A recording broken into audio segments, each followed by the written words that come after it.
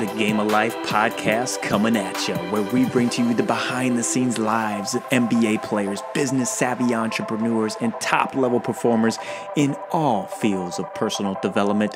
The podcast that helps you become the best version of you. The Game of Life, David Nurse.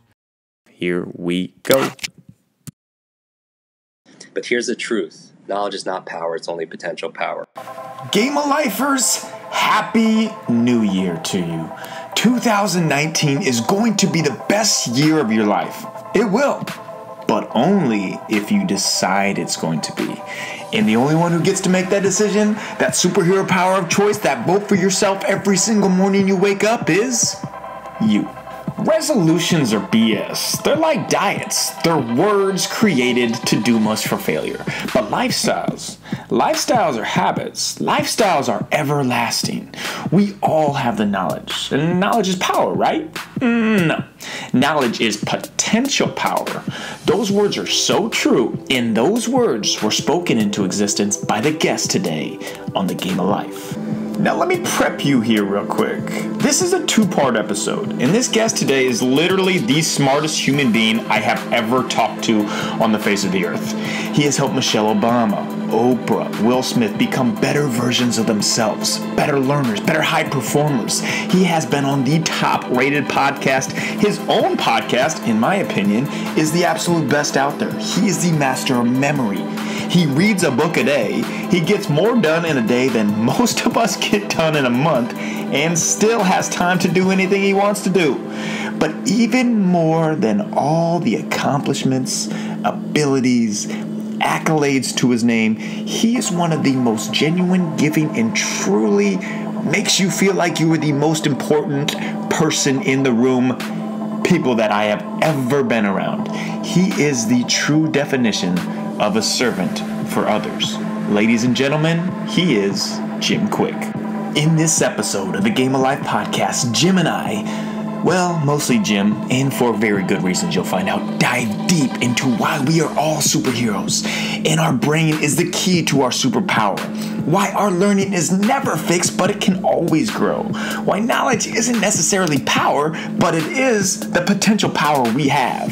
Why we struggle from decision fatigue and how we can climb out of it. The key to working smarter instead of only working hard. How to learn everyone's name in a room every time you walk in. How to read a book a day. And just how to become super motivated to learn. And much, much more. Jim Kwik, Part 1, Game of Lifers, buckle up because here we go. Why do you think that people overall underestimate the power of the brain? Why do people see it as such a fixed concept and not something that can be utilized for growth? You know, I think that is the age-old question. You know, I'm so excited about where we are because I believe we are in the millennium of the mind, as I coin it, because I believe the mind controls everything. You know, no longer are people solely compensated just for their brute strength. It's also their brain strength, right? You know, it's not just your muscle power, it's also your mind power, your ability to solve problems, your ability to outthink, and the speed at which you learn and think and change. Things are happening so rapidly. So I feel that people underestimate because there was this false paradigm thinking that the brain is static, that intelligence is fixed, that memory or retention is fixed, like your shoe size. And what we discovered in the past 20 years, we discovered more in neuroscience, more about the brain in the past 20 years than the previous 2,000 years combined. And we found is we're grossly underestimating our own capabilities. It's, in fact, far from fixed. You know, with areas of science like neurogenesis and neuroplasticity is basically saying we could create new brain cells to the day we die. Neuroplasticity is saying our brain is more like plastic, where in a good way, where it's malleable, and having new thoughts creates new connections, and that really is what learning is. And it's interesting, what really promotes neurogenesis and neuroplasticity are two things: novelty and nutrition. Just like if you want to build physical muscles, you work it out, you give it novelty, stimulus, and then you give it nutrition, you feed that muscle. Same thing with your mental muscles. And so I believe the most powerful supercomputer on the planet, our greatest wealth, is found between our ears. The only challenge, David, and we were talking about this before, is that your brain doesn't come with an owner's manual. And it's not mentally, right? And everything else that you go out there and buy, you can buy technology, everything comes with instructions on how to use it. but it's not user-friendly. And school certainly didn't teach us how to maximize and optimize our brain health and our ability to learn and focus and concentrate and make quick decisions on and off the court, right? And so I believe that one of the disservices we have, if people are struggling right now with the things we help people with, digital overload, too much to learn, too little time, people are drowning in information, they have books on their shelf that they haven't read yet. It becomes shelf help and not self-help, right? They're drowning in emails and app notifications, all these different things, but they're starving for practical wisdom. But besides digital overload, another supervillain is digital distraction. How can you focus is the game, right? Focus is superpower. If you can't have focus, you can't get things done. You can't perform at your best and be in that flow, those flow states, if you will. And but we live in a world full of distraction, app notifications, social media alerts. Our phone is, in a way, it's convenient, but it's also crippling us. I have a video out. It's been shared. Some of them 6 million, 35 million views on just stop looking at your phone the first hour of the day, because you have to protect yourself, right? So good. Phone, it's rewiring your brain to be distracted. You get these dopamine floods with every like, share, comment, cat video. Training you to be distracted. The other thing is training you to be, which is equally, which really holds you back, is rewiring your brain to be reactive also. Meaning that if you're just responding and reacting to a text message or a voicemail or an email, which one message could ruin your whole day. Especially when you're in that relaxed state of awareness when you first wake up. You're very creative and you're very suggestible also as well. And so you pick up your phone and it's training you. We've never had it's rampant. They say that our focus is less than a goldfish, and you can't get anything done. People are trying to multitask, even though the science is absolutely clear that multitasking is a myth. That if you feel like you're doing two cognitive activities at once, you're not really, what you're really doing is task switching. You're switching from one task to another. And actually what happens is you lose two things. You lose the efficacy of what you're doing, meaning that you make more mistakes, and you also lose time. People think when they're multitasking, they're being able to save time, but if anything, it takes anywhere from 5 to 20 minutes to regain your focus and your flow. So that's a big supervillain that's holding, but athletes, everybody, whether you're an accountant or an athlete, entrepreneur, an educator, you have digital overload, digital distraction. And the third one I'm really concerned about, the third supervillain that's holding people back besides digital overload and digital distraction, is digital dementia. And you're going to be hearing a lot about this coming up in the next couple of years. It's basically where we're so dependent on our smart devices. It keeps our to-dos, our schedules. It does simple math. I remember I was out the other day with 10 of us at dinner. The check comes, and then we're looking at it. 3 people took out their phones to find the calculator to divide the check by 10, right? Which is just moving the decimal point like over 1. But we're so dependent on our smart devices. Like, think about, David, how many phone numbers did you know growing up? Man, I knew phone numbers growing up, and that's a really good question because I'm engaged. I don't even know my fiance's phone number. How bad is that? Yeah, and that's the thing. And here's the thing: like, we don't want to. No one wants to memorize. I don't want to memorize 500 phone numbers, but we've lost the ability to remember one. Exactly. Right, and that's the thing. We've lost that mental power, or the memory muscle, if you will, to remember a PIN number or a passcode or a conversation we had with somebody recently, or what hotel room we're in, or simple phone. Because what if you lose your phone, or your phone is battery dies or whatever? You can't call your fiance, right? Or somebody to call every single day or text every single day. And so it's convenient, but it's also crippling, much like sometimes technology, where people are taking elevators and cars everywhere. They don't get the physical exercise or the movement that they should have. And because they're so dependent on technology to do the work for you. And if you put your arm in a sling for 6 months, would it grow stronger? No. It wouldn't even stay the same. It would atrophy and grow weak. And a lot of people, that's what digital dementia is right now. It's very dependent on GPS to tell you when and where to turn. They're saying that GPS, because of it, we're not getting early detection of dementia, because if you're relying on technology telling you where and when to turn, you're not noticing when you would normally have a memory lapse, and you're not going to a doctor to get checked out. So this is the other side of technology, and we're so dependent on it, so addicted to it. And if you pick up your phone out of just habit or just boredom, there's a problem, because the technology is a tool you should use, right, to make your life better. But if you're just picking it up out of boredom, then the technology is using you. Then who becomes the tool?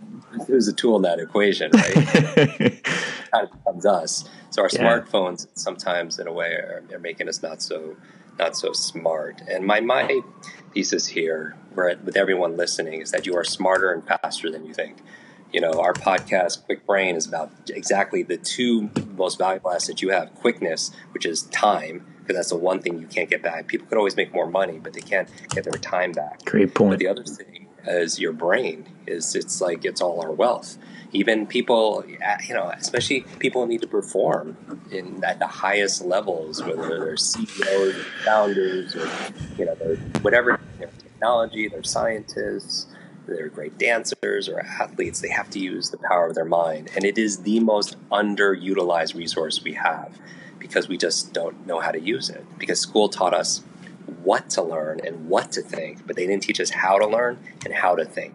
And that would have been much more useful. Classes, instead of, it's great. Spanish and math and history tells us what, but what about classes on concentration, on flow states, on how to focus, on how to quickly problem solve, on critical thinking, on effective listening skills, right? Or on speed reading, right? Many people know I read a book a day. Yeah. This is something I've done for years and years and years, and everyone can do that. I'm not special at all. The ability to remember things. Now, they teach you 3 R's in school: reading, writing, and arithmetic. But what about remembering and retention? Socrates says there is no learning without remembering. And even, if you need to remember plays and all these things, people are so forgetful. And they're wasting so much time trying to study using antiquated skills of just repetition. And there's so many better ways of doing that. And that's really my mission, is to show people how really mentally powerful they are. These mental superpowers of focus and concentration and learning, rapid reading, and skill acquisition. Gosh. It's all, the science is so exciting. You just juice me up big time. Just hearing all this. All of that, there's so much good stuff, so much gold in there. All right, welcome back to the Game of Life podcast. We've got Jeremy Lin on. Jeremy, what's going on? The two most important days in your life are the day you're born and the day you find out why. He's like the eye of the hurricane, because in the middle of the hurricane, it's really calm. And so Michael never tried to stop all the madness around him. What he learned was he just got calm in the middle of it. Stealing that pass at Staples, I was like, dude. Yeah. Give Kobe a little glance after that. What's up? You want to be that person that when they walk into a room, that people are happy to see you. Talk to me about working with Ronaldo. You helped coach Ronaldo to become a great sleeper. A human test tube. Thank you, man. I think that's like one notch up from being a human guinea pig. They'll take it. In a good way. And I just pray, man. I just pray and I just thank God for everything. The moment you realized, man, I'm in the NBA. Oh man, that was from day one. That was the day I got drafted, when I heard my name being called. Buckle up, the Game of Life podcast coming at you, where we bring to you the behind-the-scenes lives of NBA players, business-savvy entrepreneurs, and top-level performers in all fields of personal development. The podcast that helps you become the best version of you.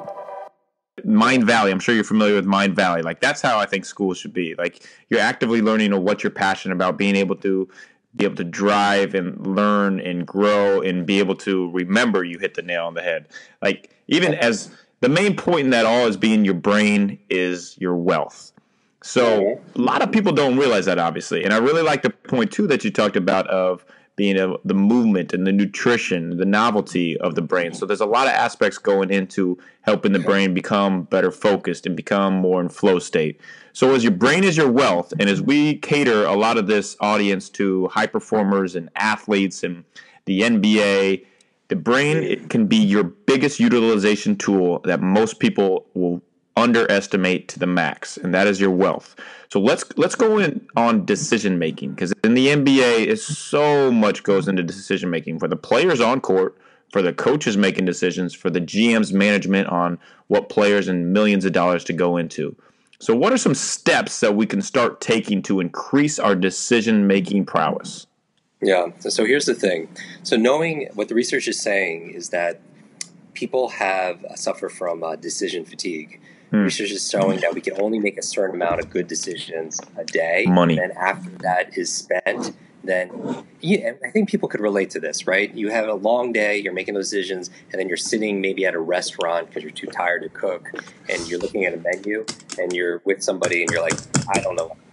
I can't even make a decision on what I want to eat today, right? Or I don't know what I want to do because they've used up all their decisions. And that's why, some of our YouTube videos and Facebook videos have had these millions of views. And there's one where I talk about Mark Zuckerberg and Tony Hsieh and these leaders of companies like Facebook and Zappos and how they wear the same clothing every single day, right? Tony Hsieh, who I've done a lot of training for the past 10 years for Zappos and his organizations, he always wears the same Zappos T-shirts. Nice. Mark Zuckerberg, you'll see him wearing that sweatshirt a lot.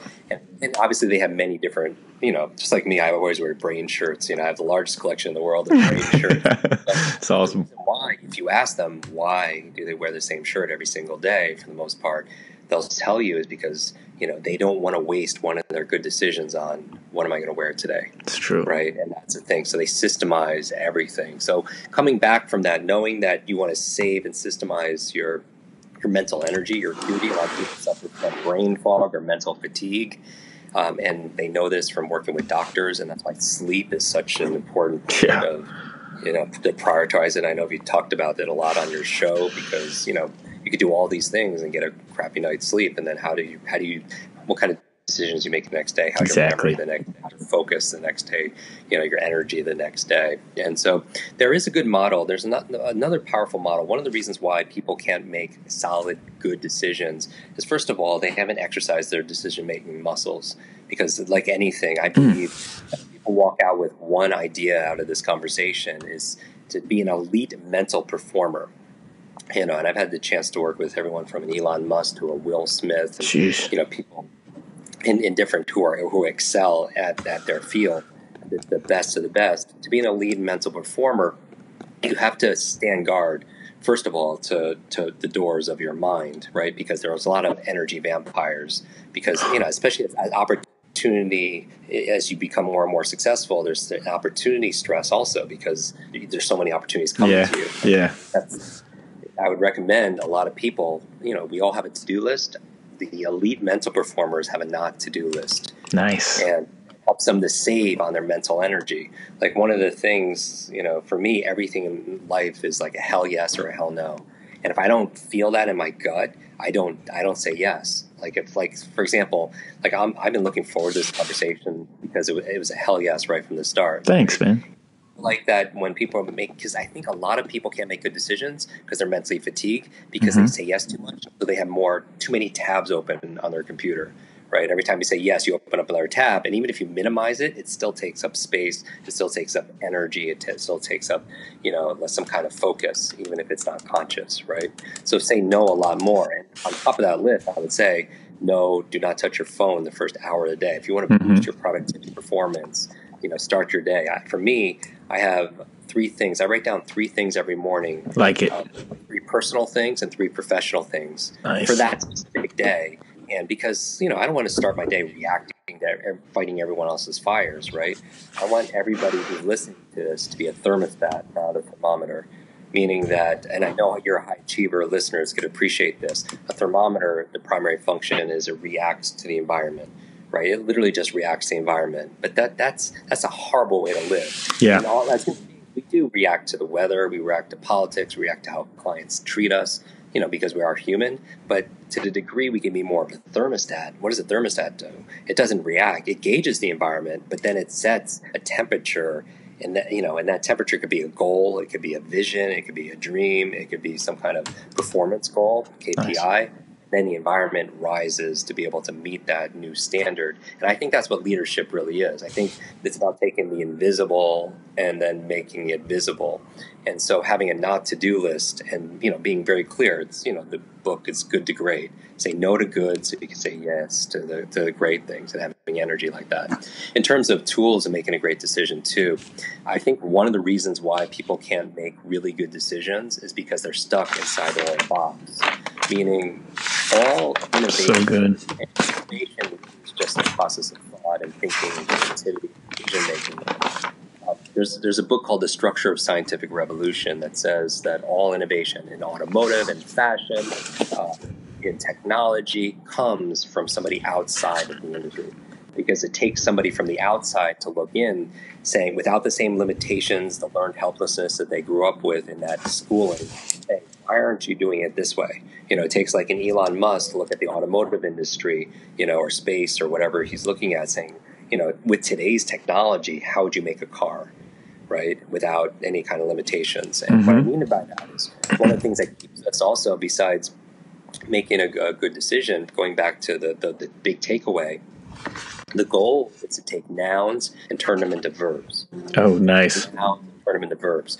Meaning you could hear people's strategies and their limitations in their language. People come to me all the time to say, Jim, I don't have motivation, I don't have energy, I don't have focus today, I don't have good memories, whatever it is. Those are not things you have. They are not nouns. Those are verbs. Meaning you don't have focus, you do focus. Yes. Right? You don't have creativity, you do creativity. You don't have motivation, you do motivation. And that really is the secret to getting yourself on the court, practicing, doing all the disciplined things, because what you practice in private, you're rewarded for in public. Right? Yep. And that's really what shows up, all the work you did when no one was looking, that really shows up. Because I believe the life you live are the lessons you teach. And that's congruency, right? That's leadership. A lot of people could quote everybody else, what they say, but you don't know it unless you do it. I think the biggest myth in the high performance personal development space is that knowledge is power. Yep. I love it. Yeah. Knowledge is power, then there would be people that would be really, really successful in academia because they studied all this stuff, depending on how you rate success. But here's the truth. Knowledge is not power. It's only potential power. Quick break in the podcast because I have to tell you something very important, something I'm very passionate about. Sleep. Getting the best sleep. It is super important, like beyond anything I can even describe to you. It's everything. Without it, you can't function. But there is a solution to getting a great night's sleep every single night. Punching life in the face when you wake up ready to take on the day with full joy, passion, and confidence. Basically, all my NBA players use it, and I literally yearn for it when I'm away on the road. You can set your personal temperature to this chilly pad to whatever you want it to be. I sleep in this super cold at 57 degrees, optimal for most regenerative, restorative sleep possible. Guys, it's an absolute game changer. Check it out at chillypad.com. Enter the code DNBBall30, DNBBall30 for 30% off at the checkout. Literally can be over $100, and you're going to increase your sleep every single night. Think about it. You could either pay for air conditioning or you could pay for a chili pad, which is going to give you a long-term, long-time benefit. Check it out. Sleep game on point. And now put your brain caps on and get ready to learn for the second half of the podcast. Jim Kwik. Here we go. Because all the books and the podcasts and the coaching program, potential power, all of that, none of it works unless you work. Yep. That's the truth, right? People think they get points just by going to an event or coaching or anything, but if they're not applying it, because the ultimate goal, the end goal of education and high performance and personal development is really action, because otherwise you get no results. But why do people stall? You know what I mean? Why do people put off the things that are really important to them or they know they should do? Why do they procrastinate? I mean, these are episodes we've done. Some of our highest watched episodes for our podcast, listen to podcasts, are things like, why do I self-sabotage? How do I create a new habit? Right? We all know first you create your habits and then your habits create you. Nice. First you create your habits, meaning, your journaling, your meditation, your diet, your workout, your discipline on the court, but then those habits become you. But even more than that, it's the habit of showing up.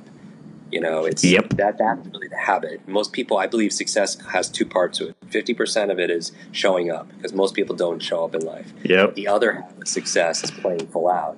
You can't just show up there. You got to play full out. You got to train, and because here's the thing, and you've heard it before, that we don't rise to the level of our expectations. We fall to the level of our training. And most people have not done the deep work.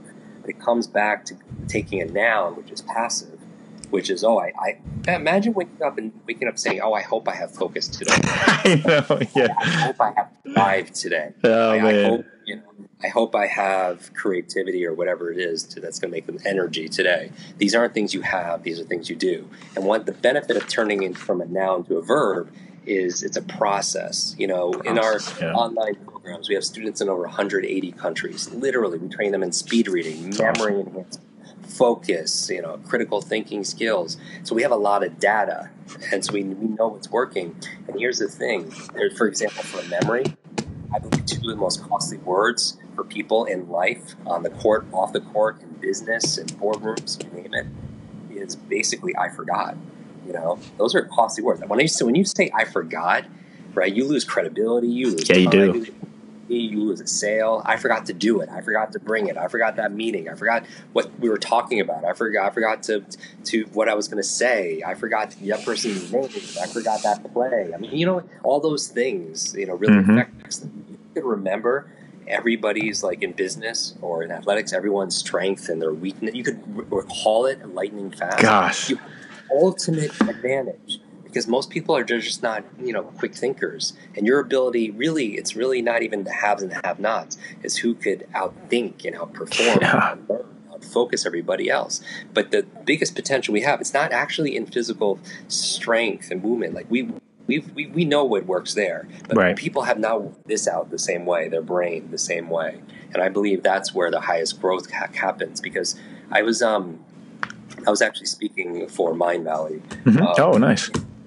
And we were in Estonia, and I was at this power plant, and I filmed a podcast episode, and I talked about this, and I'm going to go through really quickly because there's a big power lesson here. It's the difference between how to work, difference between working hard and working smart. Like nice. we always work hard. A lot of we have to work hard to get where we're at. And they that proverb that says, hard work will beat talent if talent doesn't work hard. Right? So you have to do the work. But I'm just saying, if you're going to work hard, you got to work smart also. One of my favorite books behind here is by Dr. Stephen Covey, 7 Habits of Highly Effective People. Yep. It's one of my favorite books. The 7th habit is all about working smart. It's called sharpen the saw. That if you have all this wood you need to cut, and metaphorically, we have a lot of wood to cut. We have things to do. We have, books to read. We have, plays to perform, to train. For sure. If you have all that and you have like a dull blade, like when are you going to sharpen that saw? It'd be ludicrous if you had a dull blade just to start suffering and struggling and sweating, trying to cut wood with a dull blade, right? Like a butter knife. For sure. No sense. So you sharpen the saw first, and then you can go through it so much easier, and that's working smart. Just like that's why people should take a speed reading program, because if you have all these books to read, and the reason why, leaders are readers. I mean, definitively, everyone I've spent time with, Oprah, Bill Gates. I asked Bill, I spoke in Silicon Valley. Afterwards, Bill Gates comes up to me, and I posted a story on Instagram. I was like, if you could have anyone's superpower, what would it be? And Bill Gates was like, Jim, the ability to read faster. And I was like, I could totally help you to do that. That's awesome. Because leaders are readers. And Warren Buffett was like, I probably wasted 10 years of my life reading slow, because reading is processing information. 4 or 5 hours a day, you're just processing. Think about all the blogs and the websites and the business plans and playbooks, things you're reading, right? If you could just double your reading speed, instead of 4 hours, do it in 2 hours and save 2 hours a day. What's 2 hours? It's unbelievable. Over the course of a year, 365 hours. How many 40-hour work weeks is that? 9. That's 9 weeks you get back saving 1 hour a day. 2 months of saving 1 hour a day on something ubiquitous like reading. And the reason why you want to read, for example, I like to get people, we have a 1 book a week club. Literally, it's hashtag the number 1 book a week. And we give out all these Amazon gift cards. I mail out my favorite books to people as a challenge for people, because the average person reads about 1 to 2 books a year, right? Which is set with the average CEO reads about 4 or 5 books a month, almost about a book a week. Somebody who reads 52 books a year compared to someone who reads 1, they have 50 times the advantage. Because here's the thing: if somebody has decades of experience, let's say it's the world's best performance trainer or coach or whatever, they have decades of experience. They put into a book, and you could sit down in a day or 2 and read that book. You could download decades into days, and that's a huge man. And this is trainable because I believe there's no such thing as a good or bad reader. There's no such thing as a good or bad memory. There's a trained memory and an untrained memory. We just haven't had that training, and that's why it's so very, very, very important. And I know this because if people see me on stage, I'll have 100 people stand up. I just did this the other day. 100 people stand up, they introduce themselves to everybody else in the room, like real time with a microphone, and then I memorize all 100 and I do that with people. Audiences have given me 100 words or 100 numbers, and I'll memorize them forwards and backwards. But I always tell people, I don't do this to impress you. I do this to express to you what's really possible. Because the truth is, every single person listening to this could do that and a lot more. We just weren't taught. If anything, we were taught a lie, that somehow our intelligence, our memory, our potential is somehow fixed, again, like we talked about, and it's not true. So this conversation, I believe your work, my work, so much of the work of anyone who's in high performance, really what it's about transcending. Transcend. It's about ending the trance. Gosh, that's good. Ending the mass hypnosis, because success is a mindset, right? You could do all the training, but if you have that horrible mindset, but if you have a better mindset, you're going to do the training more effortless and more focused and get more out of it, right? So we could talk all about imagination, visualization. That's that I work with athletes on, and that's the thing. You could do all that, but the mindset is where games are won, right? Before anyone ever does it. But nobody trains you on how to be able to master your mind. For most people, it's just this black box, or it's just about just be positive and just But, that's one thing, and as opposed to actually doing it. I remember I was with Will Smith, and he was on a movie set, and we were filming from 6 p.m. to 6 a.m. And I believe the primary belief I have on when it comes to accelerated learning is that genius leaves clues. Genius leaves clues. If somebody is a genius in any area, technology, art, athletics, that they're doing certain things other people aren't doing. Like when I do these demonstrations, I always tell people there's a method behind the magic. Whenever somebody's successful at anything, there's always a method behind the magic. Now, the thing is there's no magic memory pill, but there's a magic memory process, right? But I was like, I was watching him. He was excellent. His energy was high, 3 o'clock in the morning, and I believe part of it is also his mindset. Like I believe also thinking, when we're talking about thinking and mastering your thinking, your thoughts, part of it is mastering the questions you ask. Because I believe questions that if people are listening to this right now, get smarter, if they want to remember more what they read, if they want to even be able to anticipate what other players are doing or anything, even anticipate things in business, they have to be asking better questions, because ask and you shall receive.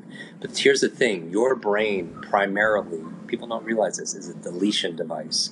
Your brain is primarily trying to keep things out, because at any given moment, there's 2 billion stimuli that we could be paying attention to. 2 billion, right? So we can't consciously pay attention to all that. Otherwise, we would go crazy, right? So what do we pay attention to, though? Nice. The things that are important to us, that have emotion, and things we ask questions about. So, for example, years ago, my sister would send me these emails and these postcards with this dog on it, a picture of a pug, like these dogs with this smushy little faces. And I didn't understand why she was doing it until I realized that her birthday was coming up, right? And that's what she wanted. So crazy, David. Like I would go to the grocery store, and I'd be at the checkout line, and somebody would be carrying a pug dog, right? And I was like, wow, what a coincidence. I'd be running in my neighborhood, and I'd be like, wow, so I saw somebody walking 6 pug dogs. Now my question for everybody is, where were the pug dogs before? They were always there, right? But they weren't part of the conscious part I could pay attention to. They were in that 2 billion stimuli noise, right? But according to Harvard University, you can only consciously chunk about 7 plus or minus 2 bits of information. 7 minus 2 is 5. 7 plus 2 is 9. So if I gave you a list of 30 words to memorize, you probably remember 5 to 9 of those words. Probably. If you go to a party with 30 people, most people would remember just 5 or 9 of those people, because that's how much we could consciously hold without some of these memory techniques, right? And so I started paying attention to these pug dogs. Now, here's the thing. And this is the magic here. It's the payoff. When you're reading a book, have you ever read a page in a book, you get to the end and just forget what you just read? Man, all the time, yes. Yeah. Yes. And you go back and you reread it and you still don't know what you just read, right? Here's the thing. There's so many answers there. And when you ask questions, then all of a sudden, oh, there's a pug dog, there's a pug dog, there's a pug dog. So what it does is it activates that part of your brain called the reticular activating system. They call it an RAS for short. And that's what you're going to pay attention to. And so when I say genius leaves clues, there's certain questions that people are asking all the time that gets them to pay attention to high performance. And those are the things that people are doing that other people aren't doing that makes the biggest difference. When I have two open loops here. One's Will Smith. And I love it, man. You could talk all day long. I'm literally taking more notes than I've ever taken in my life in a podcast or a class. Keep going. And this is great. I encourage everyone to re-listen to this because this is the reason why. I open loops purposely because it's called the Zeigarnik effect. It's a principle in memory. There's this psychologist in Europe, and she noticed when she was at this cafe that the waiter and waitress, they would be able to remember everyone's orders. And have you ever had a waiter or waitress like this? And you're like, wow, that's amazing, right? Yes. But until they delivered the order. Because once the order was served, if you asked them even a couple minutes afterwards what the order was, they wouldn't remember it. And her last name was Zeigarnik, so they called it the Zeigarnik effect, that the brain doesn't like open loops. And we're gonna leave you with an open loop. Mind absolutely blown. If you didn't learn something, yeah, you're probably Albert Einstein or you're lying. Second half coming next week. And such a big time thank you to Jim Kwik for coming on the Game of Life podcast. Game of Lifers, I don't really think you realize how much of a treat that was. How much of a treat that was for me.